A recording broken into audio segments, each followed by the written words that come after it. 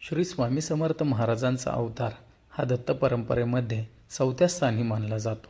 पौराणिक कथेनुसार पृथ्वी तलावर अनुसूया माता आणि अत्रि मुनी यांच्या आश्रमामध्ये ब्रह्मा विष्णू महेश साक्षात बालरूपामध्ये प्रकट झाले आणि तेथूनच श्री दत्तप्रभूंच्या अवतार कार्यास सुरुवात झाली.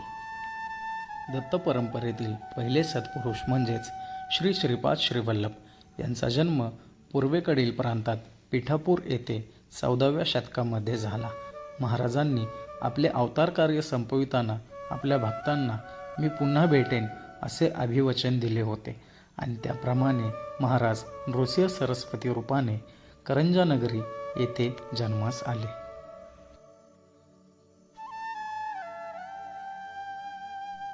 महाराजांचा अवतार कार्याचा कालावधी साधारणपणे इसवी सन 1378 ते 1457 या दरम्यानचा आहे. महाराजांनी गाणगापूर येथे श्रीपाद श्रीवल्लभांच्या पादुकांची स्थापना केली.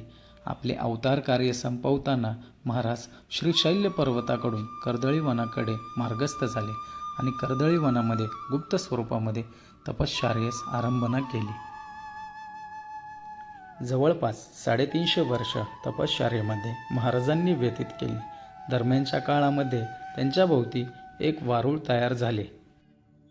एके दिवशी उद्धव नावाचा एक लाकूडतोड्या त्या ठिकाणी जंगलामध्ये लाकडे तोडण्यासाठी गेला असता कुऱ्हाडीचा गाव चुकून वारुळावर पडला व ती कुऱ्हाड महाराजांच्या मांडीवर लागून रक्तस्राव सुरू झाला.